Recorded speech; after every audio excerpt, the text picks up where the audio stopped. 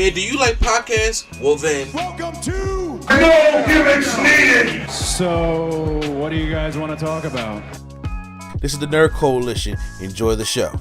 It is time to go into the TNA NXT side of things. It's been a while since I've done this. But I think it's about time, it's a proper time to bring it back.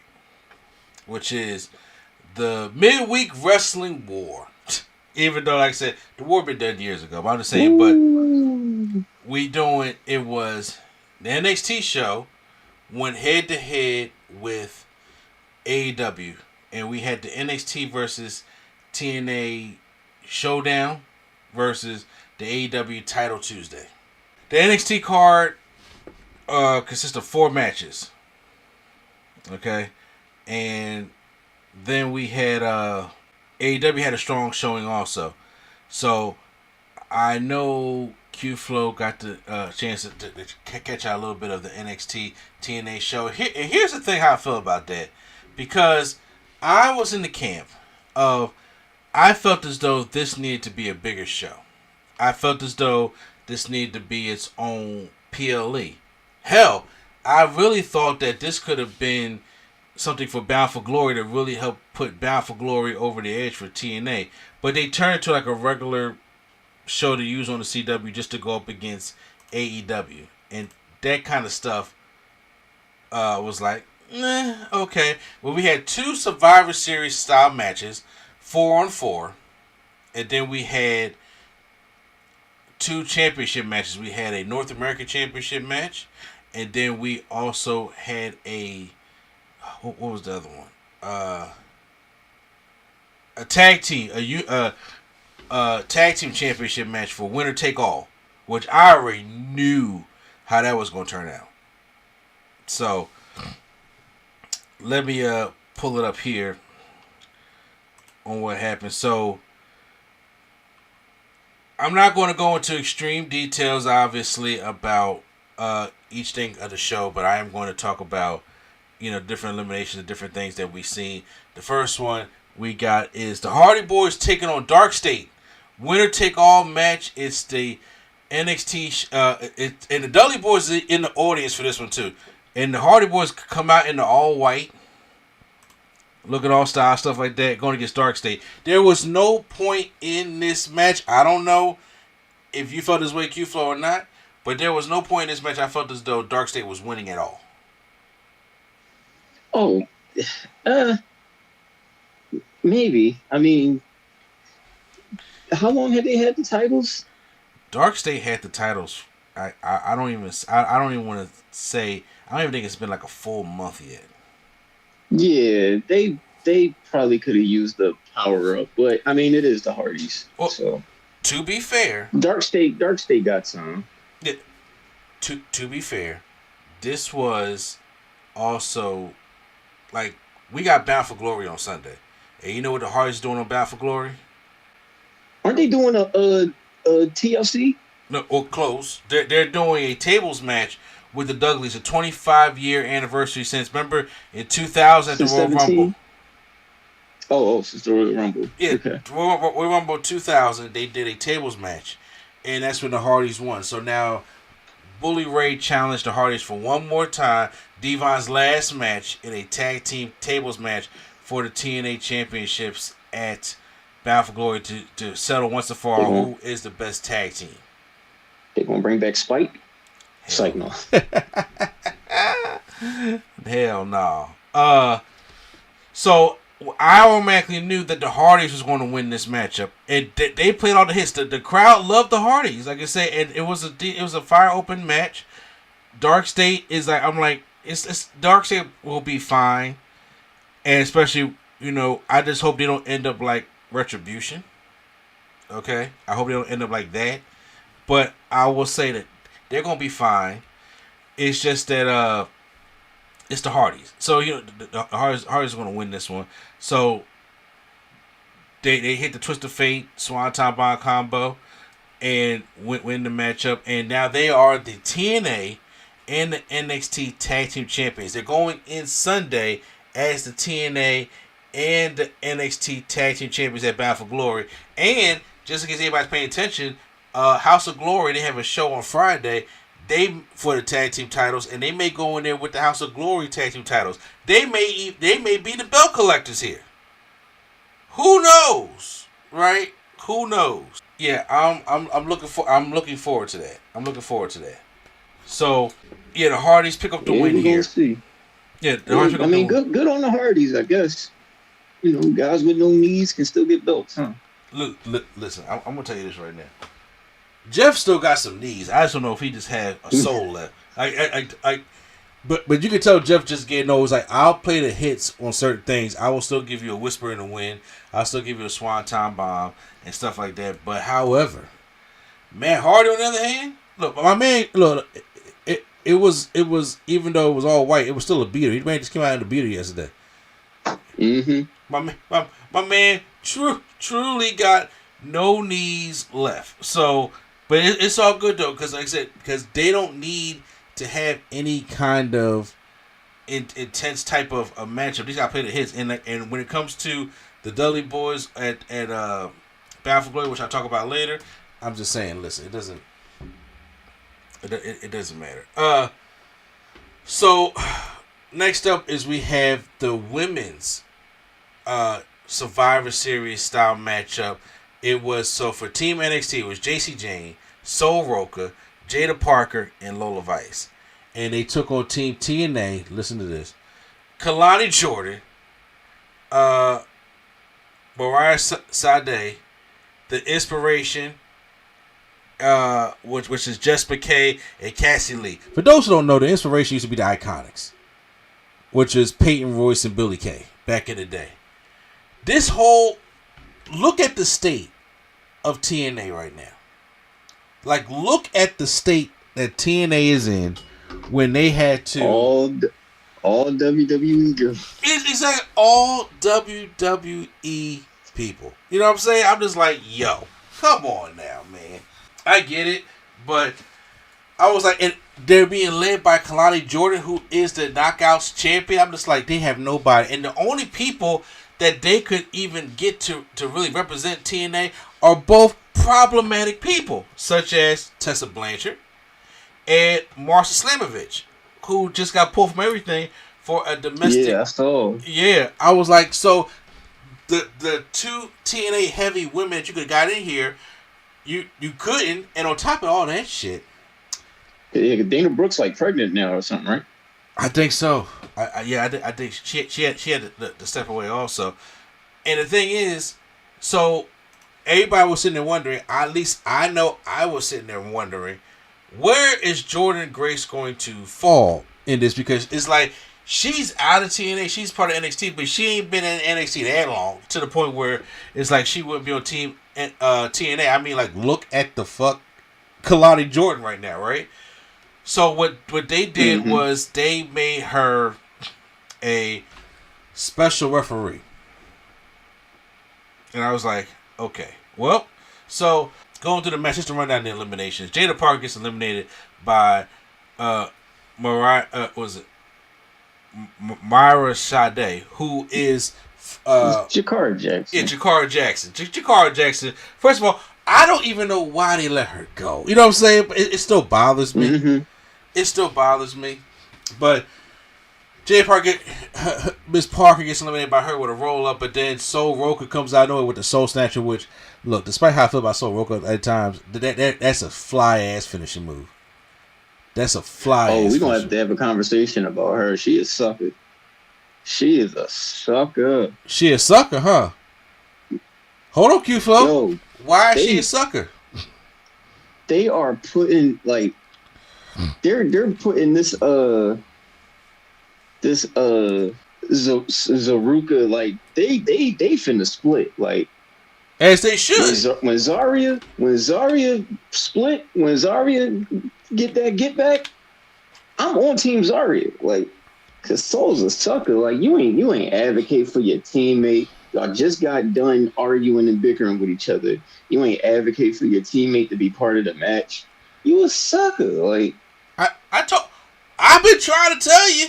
She like that. She let that champ thing get to her head, man. She let that double champ get to her head. Like, it was Exactly. No, but I see. First of all, you lucky I'm letting you on the train right now because I could have just kept on driving by. But I've been trying to tell you. But you no. just don't like her because she biracial. She white passing. Like, I mean, that girl is black. No, I'm joking. No, please, take a look at her man real quick. Tyler Bate. Tyler Bate. Yeah. Go look at her daddy black. Man, please. Man, look, he thought the same way. She would have walked like that. Get out of here, man, please. They gotta weed out the black. You know what I'm saying? It's coming. It takes time. So, but yeah, she got her after the Soul Snatcher. So, and then we get McKay, I believe. No, it's not McKay, or is it Cass? It's one of the Inspiration gets eliminated by Lola Vice after a 305 back fist. Then Jesse McKay is eliminated via submission. Then Lola Vice is eliminated by Kalani Jordan with an Olympic slam, which that looked kind of stiff. And then, but right now it's just Kalani Jordan left. When it comes to JC Jane, and I think she was outnumbered, and she gets a soul snatcher, and then JC Jane just steals the cover from Soul Roka, and Team NXT wins by last eliminating Kalani Jordan. So it was a decent enough match. Jordan Grace really didn't play into the matchup like that. So it was what it was. And then backstage, general manager Ava. First of all, Matt Cardona was apologized for getting in the match, which I'm surprised Matt Cardona wasn't even part of these teams. That's why I was saying this thing needed more time to build up to really get some TNA heavies, and you can really put a good story behind this. But it just wasted on the show. That's another one of the big things. But Josh Briggs comes in and demands a match with Cardona, and he said he'll talk to Santino Marella as he walks out while Matt Cardona hides behind the door. Match of the night, match of the weekend, match of everything. Ethan Page taking on Mustafa Ali for the NXT North American Championship. If this match didn't tell me one thing, you know what this match told me, Q-Flow? What did it tell you?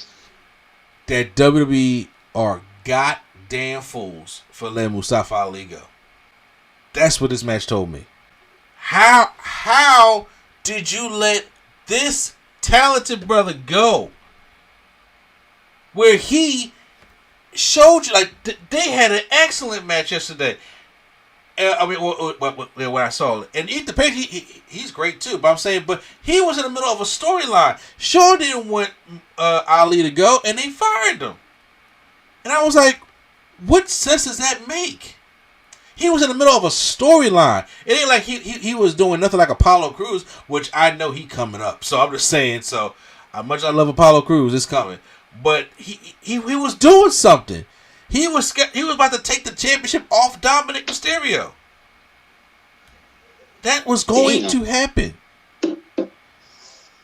And then, but no, they let him go. And I'm looking at this match. I'm just like, TNA has this talented guy right now. I know eventually WWE's gonna try to get him back. Like they got a lot of other people back.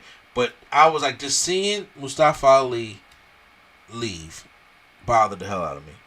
And the one biggest spot from the match I'll get into is when Ali is running and he dives to the outside. I mean, he dives so damn fast and hard. He knocks Ethan Page over the announce table with him. Like the momentum takes him over the announce table.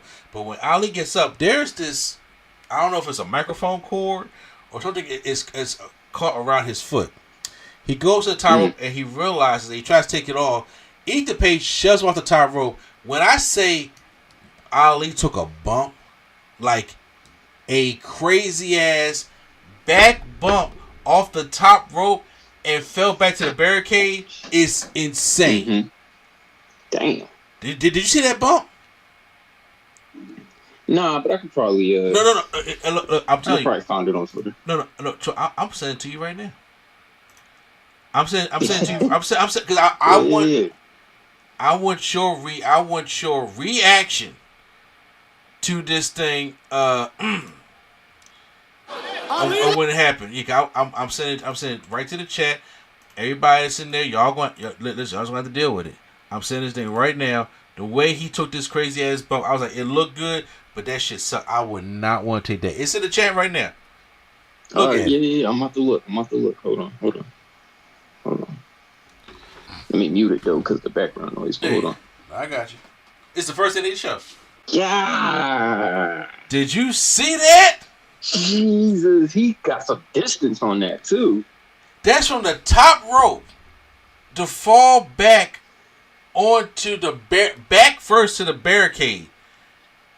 That is insane. That was an insane bump to take, and I was just like, bruh, I would never. Like the distance and the way he flew, I said, bruh, I couldn't.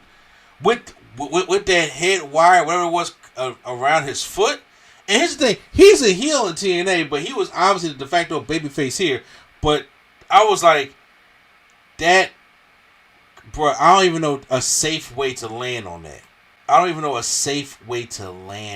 That was insane. There ain't no safe way to land on that. There isn't. But he gets back and eats the patient, just hits a twist of fate, and he wins. He wins the championship. He retains. What? Huh? He did what? He retains. My apology. He retains. No. Did you say he did a twist of fate?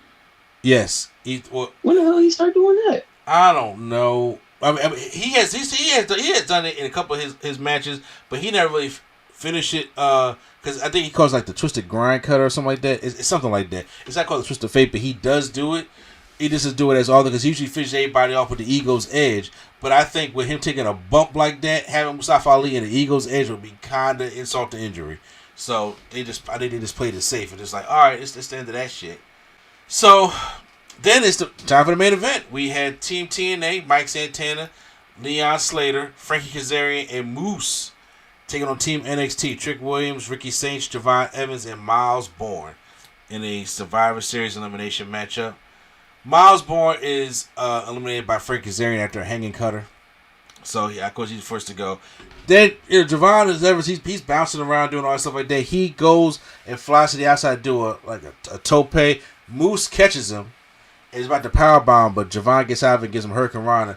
But he comes back in, springboards back in, but then Leon Slater rolls him up and gets a quick pinfall.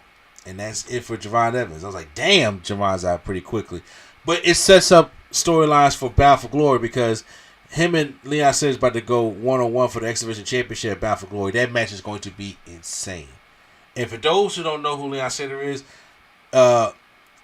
he's really good. And he does that 450 Swanton finishing move. It's insane.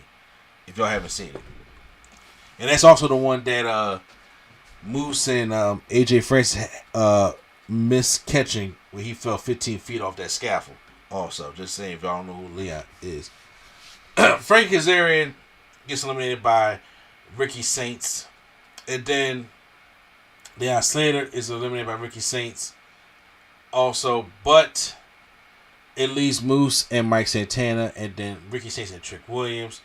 As Ricky Saints is going for the tag, Trick Williams shows his true colors, jumps down off the apron, turns his back on Team NXT, and Moose hits a pop-up powerbomb on Ricky Saints, and then Mike Santana hits his what does he it's a discus lariat, but it's the way he calls the move, and wins the matchup. Team TNA wins. So they tied for the night. They were dead even Steven, 2 wins apiece, which now leads us into what's going on for Bound for Glory on Sunday. So I'm more excited to see what's going to happen with Bound for Glory than what's going to happen with fucking Crown Jewel, to be honest with you. I'm just saying. So on the flip side of the island, we have Title Tuesday for AEW in Daly's Place. So Primetime did get a chance to go down there live, and I was hoping like he can be on so I can get his opinion of what it was like to be at the live show. And like I said, me and my homie went down to Dynamite to go see, like when they was at the residency in Philly, which, like I said, when it came to the atmosphere and the people and just being in the 2300 arena, that thing was cool. The shows kind of sucked, but this one, looking at it, the show was better than them residency shows.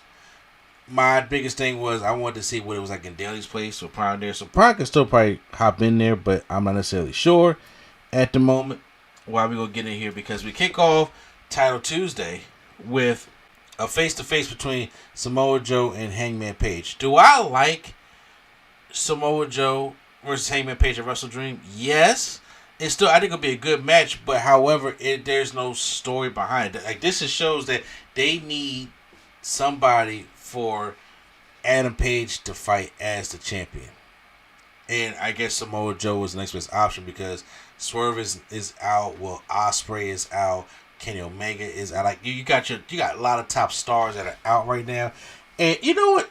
I'm sitting here thinking to myself, where the hell is Keith Lee? Like, I'm really worried about that man. I'm like, if Tony Khan, if you're not going to use Keith Lee, please let him go and let him come back where his wife is at WWE. Like, Keith Lee is too talented not to be used right now, and right now he has to be in his 40s. He just getting older. So I'm just saying, like, come on now, please figure out someone. I know that was random, it really was, but they have a stare down and a talk, and basically Joe and the Ops are among those who put their time into helping ensure that Page can have won the title, and he appreciates Joe for it. Adam Page appreciates Samoa Joe for it, but the repayment for his gratitude ends in the opportunity being offered. Joe has a chance to win the AEW Championship at Wrestle Dream, but Hangman said he will not let him do it. The crowd is kind of hot for Joe, and Joe basically said that, you know, everything you said is true. He shared some truths of his own, and when he looks at Adam Page, he don't see the pinnacle of pro wrestling. He sees a pretender, and he says that the timely intervention of the Ops helped him get that title, and without their help, Page wouldn't be the man right now. So he said Joe said he didn't forget about himself, and he forgot that the prime target is the man who calls himself champion, and Hangman Page is no champion. When the two go at it, Page will have a chance to prove that he's a champion, and he says when it comes, Joe will choke him out. And Page will then be able to make good on one thing that is giving a world a champion they deserve. So Adam Page, you know, he says he wasn't going to stand for all that stuff. And then he said for every shot that Joe takes, he would give two back. And he would prove to Joe that he will outlast him. But he hopes that he will not outlast him. But he hopes that Joe brings the same passion and energy he brought to All In, so that he can know what Page, so he can know that Page is the champion of the world. So it was a simple, nice little promo. It was whatever. Jon Moxley takes on Tomohiro Ishii in the opening matchup. So this is basically just another Jon Moxley matchup. I didn't. It was simple enough. This was not my favorite match personally on the card. Didn't really see the whole matchup like that. But Jon Moxley puts the choke on Ishii, and he fades quickly, and Jon Moxley wins the matchup. So the Moxley, as he celebrated, they come backstage. The Young Bucks are trying to talk Tony Khan about getting a money match, another money match, because as if Tony Khan does not give out enough money matches as it is, and because Nick Jackson blew all the Young Bucks money, so then we found out that Matt sold a couple of their sneakers to afford front row tickets to watch Jurassic Express later on tonight, with Nick demanding that he get a money match as we go to commercial. Next up is a street fight between the Demand, which is Ricochet, and the Gates of Agony, taking on the Hurt Syndicate, which is MVP, Lashley, and Shelton Benjamin. Lashley, Benjamin, and MVP are out there in suits. We are at a street fight. All right, Gates of Agony got on street fight clothes, so does Ricochet, but not the Hurt Syndicate. They out there like, yo, we gonna fight. We gonna hurt people in these suits.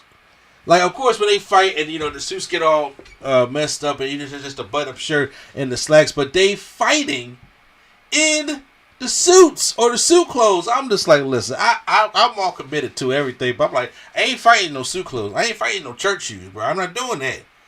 So, but this was a chaotic, awesome. I would say it was a very chaotic, hardcore brawl between them. And like even to the point where like MVP and Ricochet was using MVP's cane and the Crush like they have a sword fight on top of the ramp and stuff like that. They had a couple of table sets to the outside. Lashley tries to go spear one of the Gates of Agony. I don't remember each Gates of Agony by name, but then they moved out the way, and Lashley gets blindsided, then gets tossed into the table into the corner. And now one of the spots I gotta talk about, right, is they set up a table in the inside of the ring. And they put Shelton Benjamin on the table. So Ricochet goes to the top rope. This is Ricochet we're talking about here. While Shelton Benjamin was laid on the table in the ring. And Ricochet goes for a shooting star press. And the table doesn't break. Like I was shocked at this. And one of the other members of Gates of Agony, once again, I don't remember their names by heart or which one is which. You can see it's telling Ricochet, yo, do it again. Do the spot again. But instead, they just kind of like jump on and push him down through the table. That was weak. I was like, yo, even Ricochet had the presence of mind to go up there and do it again. I'm actually shocked that with that kind of force for the shooting star press coming down, that they didn't even break the table was crazy. Later on, they trade shots to Ricochet before they have another table set up in the corner. And then Lash starts doing his corkscrew spears to everybody. He spears... Then we get back into the ring. Ricochet gets hit by MVP. Gets a major, got mad air from Bobby Lashley. Give him a Ron Simmons style spine buster. And then Shelton Benjamin gets Ricochet and gives him a release German suplex to the corner through the table. I actually like seeing that. That release German suplex through the table was insane. So he does that and then pins Ricochet. And her Syndicate got their win back. So... we had the regular match at All Out. Now we got the street fight on Dynamite. Now, what is it going to be for... you got to have a rubber match. You got to have it at Wrestle Dream. I don't know what the match is going to be. Like, so you already had the street fight. So it's going to have to be something to have the rubber match. It can't just be a regular one-on-one or just another street fight. It got to be something kind of special. I doubt they'll put them in a cage. I doubt they will use the cage on this matchup. But I think it has to be something, some kind of thing to do for that trios match. I honestly know. But her Syndicate pick up the win here. So Jurassic Express is in action tonight. They're going up against, I don't know if it's a team named Orion. I'm not necessarily sure. But no. I don't know. But they had action like Young Bucks was in the audience. Make a long story short. Ew, time out. Did you just say Jurassic Express? Are they back? Listen, let me tell you, they just got back together at All Out. Actually, wow. This is what me and my homie was talking about outside during the barbecue on Sunday. And I said, listen, I don't mind Jurassic Express, but I'm like, can somebody please tell me, when did Jack Perry break up with the Young Bucks? They never... They never talked about the fall of the Elite. Remember when they attacked Tony Khan? It was the Young Bucks and Okada and Jack Perry. Mm-hmm. They never talked about it. Like, everybody just went in separate ways, and we didn't hear nothing. The Jack Perry came back as a babyface, and then Killswitch turned back into Luchasaurus. And I was just like, what's happening here? Like, we just doing shit for do shit, but we didn't even finish our storylines. That's part of the problem. We got to finish our storylines. Well, yes, Jurassic Express is back. And I was just like, ugh. But he's not Jungle Boy. He's still Jack Perry, thank God. But yeah, Jurassic Express is back, and then the celebration is cut short when the Young Bucks come in and hit an EVP trigger on Luchasaurus and then a double super kick on Perry. And it looks like they're going to probably be getting their tag team match at Wrestle Dream. Now that's next Saturday. That's on the 18th. So then it's a TNT Championship match. It's Kyle versus Kyle 2. Kyle Fletcher taking on Kyle O'Reilly. Now, unfortunately, I did not get a chance to see this whole matchup, which I already know. As much as I love Kyle O'Reilly, he ain't win this matchup. It was going to be Kyle Fletcher. Kyle Fletcher picks up the win and is still the TNT champion after he hit a brainbuster for the pin on Kyle O'Reilly. Fletcher does call Lance Archer to come down and do more damage. I don't know if he's part of Kyle's family or not, but I do know Mark Briscoe ran down to clear it out, and then him and Fletcher had a little stare down. I think it's going to be Kyle Fletcher versus Mark Briscoe soon for that championship. But then, if everybody likes Sami Zayn doing open challenges on WWE, well, we're going to have one for the TBS championship. And we had Mercedes Moné, and her opponent was Lacey Lane. If y'all don't remember who Lacey Lane is, she's the former Kaden Carter on WWE. So Kaden Carter, Lacey Lane, that was her original name, is back. Oh, she's not back. She's in AEW right now. I'll say, because first of all, she's very talented. I want to see her, laying somewhere. I know it's either going to be AEW or TNA. It had to be somewhere. But Lacey Lane is there to challenge Mercedes Moné. And I thought the matchup was pretty good for what it was. But she does hit the moneymaker on Lacey Lane and retains the championship, which you knew it was going to happen. She cut a promo. I didn't see what the promo was, so I'm not going to sit here and speak on it to make sure and to say the wrong things. Yeah, but then we got to get ready for the Double Jeopardy Eliminator match with Brodino against Okada and Takeshita. And it was the AEW World Tag Team Double Jeopardy Eliminator match. So the matchup was pretty good. There was one point in the matchup we thought Bandito was hurt. I thought it was a shoulder injury. I don't know if it was storyline or not, but there was times that he went back in there and kept it going with the matchup. But the way he crawled over to tag in Brodino, I felt as though I didn't know if this was going to be, if it was really injured or not, stuff like that. But Takeshi going for the running knee, but Okada decides to tag himself in, and then hits the running knee on Brody instead. While Okada takes Bandino and hits a Rainmaker on Brodino for the win. So it looks like they are going to be the number one contenders for the World Tag Team Championships. Okada and Takeshi is a pretty dope ass team. I do think that they was going to do a 1-on-1 pretty soon at Wrestle Dream. Probably not. They're probably going to hold off on that. Maybe Full Gear or something like that. I'm not necessarily sure. But then we're going to get the main event is Orange Cassidy taking on the returning Pac. Got a new ring gear and got a haircut. And Pac and Orange Cassidy have always had great matches, so this is nothing new that's happening. So there's no people from Orange Cassidy's team. There's no Death Riders. This is a straight one-on-one matchup.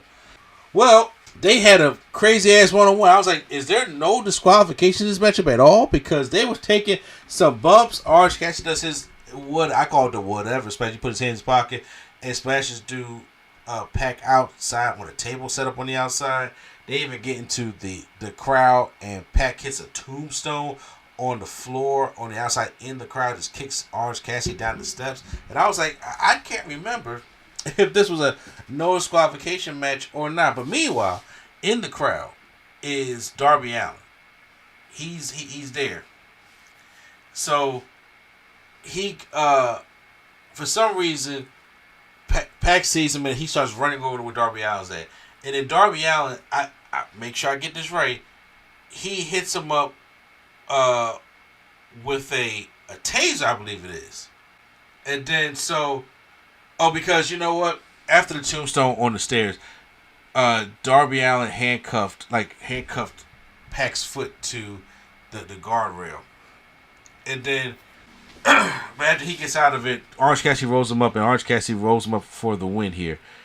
Then after the matchup, the Death Riders come out. He starts chasing Darby, and Darby has this taser to hold them back. And he gets to the back, and as they're back in the garage area, the Death Riders, especially Moxley, they have an I Quit match coming up. Is about to try to get at Darby, but looks like he's about to light a Molotov cocktail, a Molotov cocktail.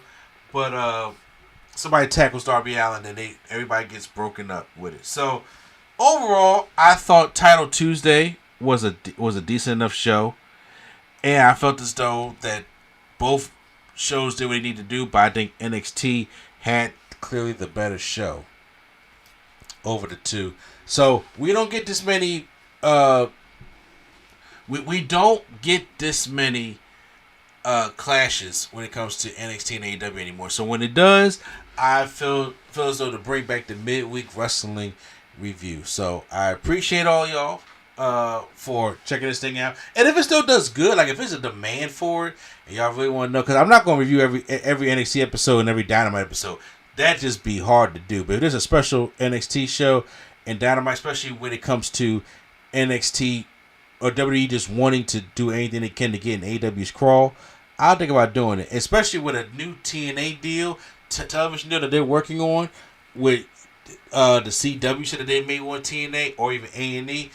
I strongly believe petty ass WWE is going to put whatever cable network TNA has, whether it be A&E or the CW, they'd be like, you know what? Air it on Wednesdays, right side by side to AEW, just to put another thorn in Tony Khan's ass, because they are that petty and they will do that shit. And if they do, I'll make sure I can bring the review back. But like I said, I went for NXT for the overall win.